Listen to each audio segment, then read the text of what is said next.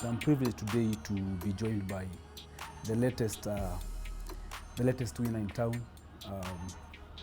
the happiest man in town right now, I think, the CIO of the year 2023, Charles Washika, from Cooperative Bank. Karibu sana, Charles. Thanks, and thanks for having me, and welcome to Cooperative Bank. Yeah, you have a very beautiful office, if I can say. Thank you. Yeah, so there's no better way to start this interview than this question. So, who is Charles Washika? Yeah, it's a very, very good question. I tend to ask people that question a lot when I'm hiring, just to understand who they are. So it's interesting that I get to answer such a question after a while. Maybe I'll not go back so many years, but what I'll say is that I am a technologist. I am a tech enthusiast. I started my life in art. I'm talking about the professional life. However, at some point I realized that technology is at my heart. So I moved into tech. That's about 19 years ago. And since then I've risen through the ranks, right from pulling wires, implementing systems in Kenya, around the world, around Africa, until where I am right now as a tech leader. So I'd say, to sum it up, I'm really a technologist. Other than that, which probably should have been the first thing I should have said, I am a husband and a father, and a family man. But generally, I'll say I'm a technologist. That's me. How many children? 3. 3 children. Yes. Always 3 daughters. 3 daughters. Yes. Oh, you're a lucky man. They keep me awake. Yeah, you're a lucky man. So you won the CIO of the Year Africa 2023. How is that feeling for you? Can you describe that night? Yeah. First of all, we were not expecting it.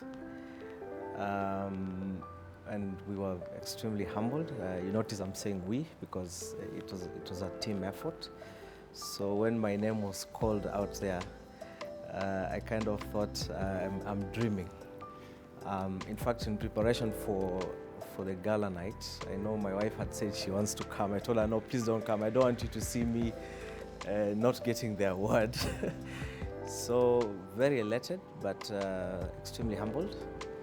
And also very, very happy because it was just a culmination of the work hard that we have done at the bank and also personally for the past 20 or so years. I think it was an affirmation that yes, I probably am doing something right, in as much as there are many things to see. But when you do get an award like this one, where your peers actually affirming you, it was such a good feeling. So yeah, I was very humbled, but extremely also surprised. I think I didn't expect it. Yeah, but I don't know, you said that you had a speech prepared. Yeah, I had a speech prepared just in case I won. Just in case you won. I couldn't find it. I later on realized it was somewhere in my pockets. But you always have to be ready for anything. Even if you don't expect it, you have said, okay, I'm a man of few words. So I said, let me come up with something, but I still couldn't find it. Okay, so now this is the latest award, but I'm sure in your 19 years journey in technology, there have been a lot of other achievements. Do you have maybe other achievements that you could highlight during your career journey? Okay, so I'll use the recency effect. Winning the CIO of the Year Award 2023 was a culmination of what we did for the core banking implementation. But before that, for the last, I would say, 5 years, the bank has been going through a digital transformation journey.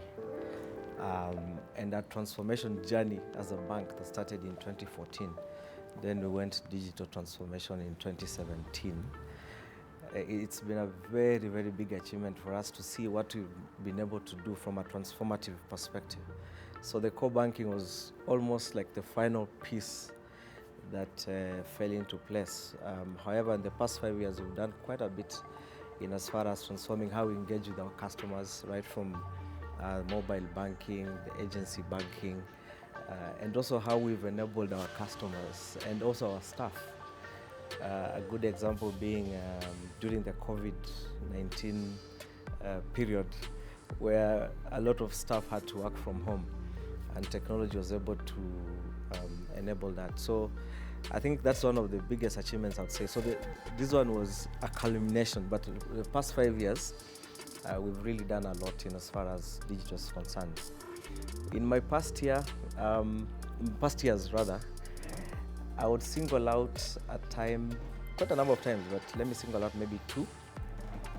I was part of a team in my past place of work that went into a new market where we went to implement a system in a francophone environment. The company had never done that before, so we were explorers. We went and implemented a system for enabling market traders to interact with their microfinance easily.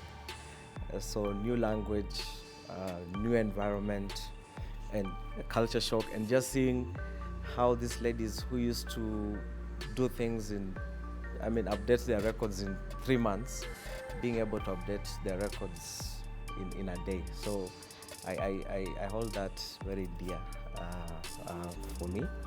And if I go a little bit way back again,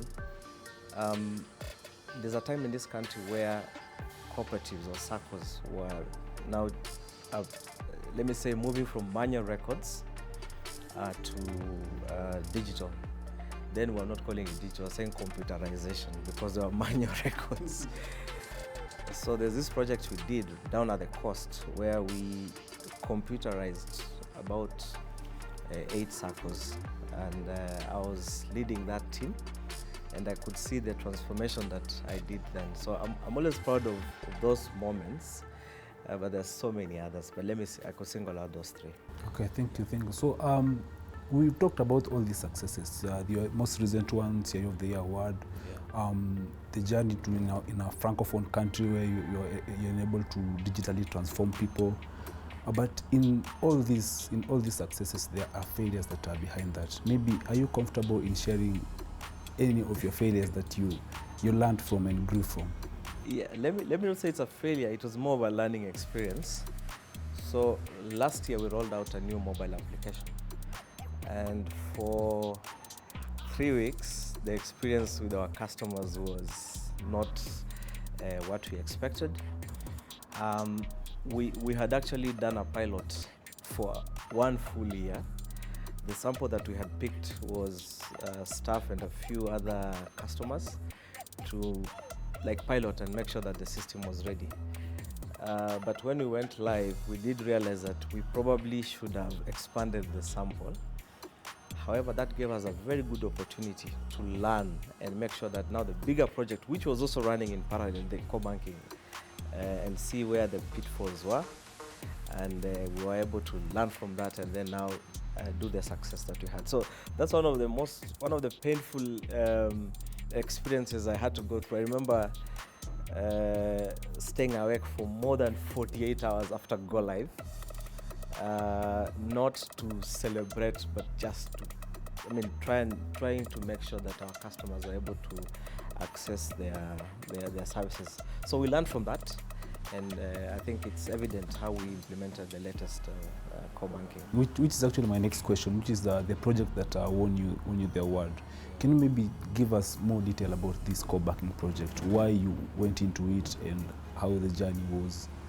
Okay, so again, it goes back to the digital transformation journey that we were going through. So we had a vision which we were running with, and the vision was to be with our customers through joyful, simple experiences and safe ones all the days of their lives. And we came up with different aspirations and themes and capabilities that needed to be in place. So the core banking that we had then, we looked at it and realized that it's a foundational piece, and it was not going to be able to make us scale up in as far as our transformation is concerned. So 4 years ago, we got approval from the board to upgrade to upgrade the then core banking system. I'm saying got approval because core banking transformations are usually very, very painful. You're actually changing. It's like doing a heart surgery, open heart surgery. Yeah, it's very risky. So 4 years ago, we started the transformation. After the approval, went through a procurement, a global procurement process. We onboarded Finaco from Infosys, and we started the implementation. But basically, I started by saying it was a foundational piece of our digital transformation. It was meant to enable us scale up in as far as how we interact with our customers is concerned, deal with our data. Of course, the system then that we had was also end of life, so we needed to upgrade and also enable us to interface with our partners easier. So we started, like I said, 4 years back, but the real implementation actually started, I would say, 2.5 years ago. It was a difficult time because we started our implementation during the COVID period. So you can imagine doing a core banking implementation and your vendors are offshore. Actually, the last, I would say the last 2 site visits that we did before we onboarded Infosys were done online because we were right in the middle of COVID. Then we began the implementation, a very big project, close to 4,000 staff involved at some point. So we set up a co-implementation team of about 200 guys that were... All these 4,000 staff, I imagine you're communicating online because it was during the time of COVID. Yeah, most of our training actually we did online, including and up to post-COVID, just the user training that we did before go live, because guys were now used to online interactions. So it was easy even to continue the training online. So we onboarded Infosys Finaco system. However, that transformation, because the system that we were running before was about 10 years, we also needed to change the entire infrastructure. We also needed to change the way all the peripheral systems, about 60 of them, were interfacing with the new core banking. The old systems were more file interchanges, but now we needed to go API. So in as much as we were changing the core, we're also changing the 61 peripheral systems around the core. We were also upgrading a lot of the technology stack, so databases, the compute. So it was quite a big program, not just changing the core banking, but also changing all the peripheral systems, how they interface. So at some point, we actually had about 40 vendors that we were working with. So you can imagine the amount of involvement that was in there. And the amount of work that you put into it. Yeah. So you talking about also your vendors, you've talked about Finaco and Infosys. Yeah. So how crucial was their involvement and how supportive were they in this project? So, like I said, I think we went through that very competitive global tendering process. So we needed to select a vendor that first of all aligned with our strategy, which was to be, we had our customer right in the middle of our transformation. We also needed to get the best of the best outside there. Infosys and Finaco, which is a system, I think they met that criteria. And they worked with us throughout the journey.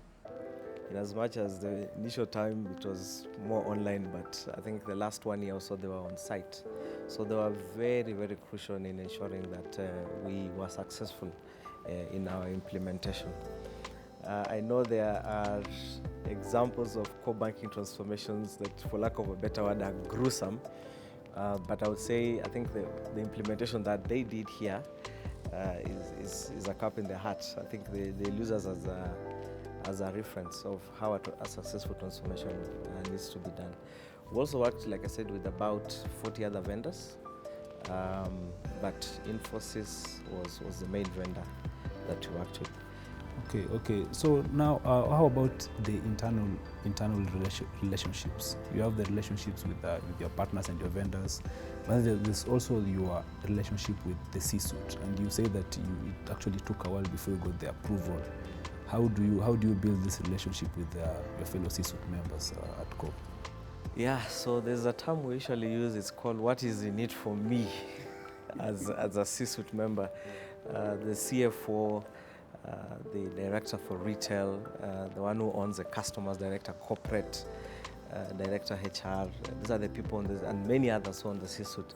So first of all is you need to understand and walk their journey and understand what is in it for them. So for the business colleagues at the C-suite, of course, is business growth. For my boss, who has been very, very supportive in ensuring that this implementation was successful, is to understand what is his vision and what is the vision of the board in as far as the bank is concerned, and then how does this implementation fit into that. So once you've understood that, you walk their journey and show them that, yeah, this implementation is not an IT project. Many IT projects that fail is because they are seen as IT transformations. It is IT who are implementing the system. Now we are live, please come, or we call guys when you're doing the UATs. But we made sure that they understand what is in it for them. There's full ownership right from the board level, and we walk the journey with them. So the last 6 or so months, almost on a daily basis in steer course, sitting with my colleagues, making them understand that this is them and seeing the opportunities that are ahead. So I think it's just working with them and making them understand and understanding also what are their priorities in as far as their business is concerned. Okay, so at Cooperative Bank, how do you ensure that you stay ahead of the curve in terms of the technology that you bring in? How do you ensure that you get the right technology? For instance, now the core banking system. What is the process of knowing that this is the right technology that we need right now? Yeah. So I think first of all is understanding our strategic objectives. Like any organization, we've got a strategic plan, and we've built technology right in the center of the strategic plan, because we do understand where we want to go. So tech is right in the strategic objectives of the bank, understanding what we need to do for our customers and our shareholders. So once you've understood that, we constantly, maybe I'll start at the personal level and then maybe look at an organization level. So personally, daily I do a lot of reading and research and just trying to understand what is out there, but not just understanding and seeing what are the big shiny things that are out there, but how do they help me transform the lives of our customers and ultimately transform the bank. So if it's artificial intelligence, cloud, what does it mean for the farmer down there in Mumias in Murang'a? What does artificial intelligence mean for that farmer? What does artificial intelligence mean for a cooperative who are our major shareholders? And how do I use that technology to transform the lives of those guys and also ultimately transform the bank? So that's how we look at it. So we do a lot of research. As a bank, we have teams that we have set up, and maybe at some point you'll see them, where we do a lot of POCs. We have a digital factory where we give those guys an opportunity to run ahead, look at some of these technologies and try and come up with solutions for our clients. We also do a lot of networking. I work very closely with my strategic vendors When I say I mean the bank and the team also. So we've got strategic vendors. These are the guys, as we are here, we're doing banking. But there are guys who sleep, dream, think technology. I mean, your Oracles, IBMs, Microsoft, etc., Infosys. So having very close collaborations with them and understanding what they're doing and how that can help us also transform as a bank. So generally is scanning the environment outside there, but thinking how will this help my customer, not just buying a shiny new thing and putting it in here.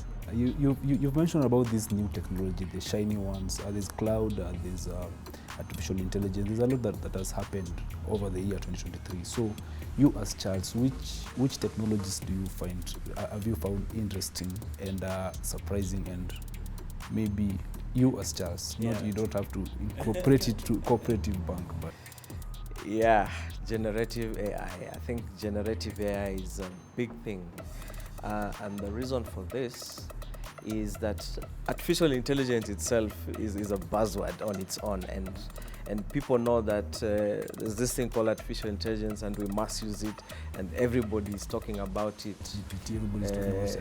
Everyone is talking about artificial intelligence. We know there's self-driving cars, we know there's Alexas and all these things. But for it to make sense, an organization needed at that time to do a lot of investment. But then generative AI, and in this case ChatGPT now,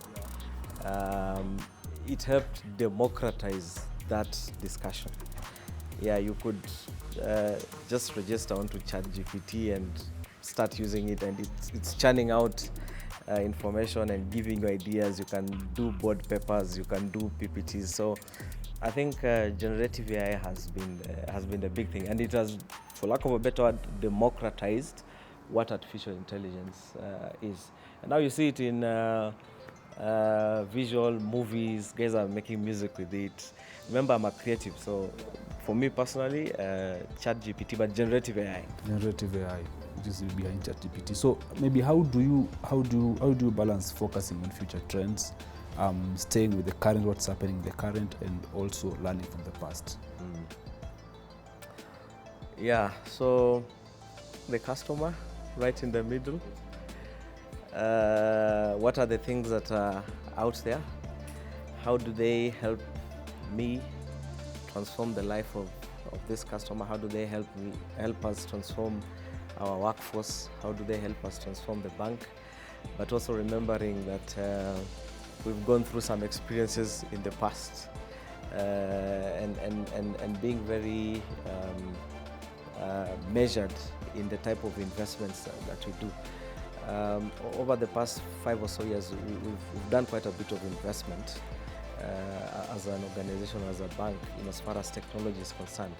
And I'm very proud that I don't want to say unlike many organizations, it's the norm. Organizations spend quite a bit in as far as technology is concerned, and they have regrets, like, why did we spend on this technology? Why did we spend this money? Which we must, of course, and then it failed. So we have been very measured in understanding the kind of technologies that we bring on board.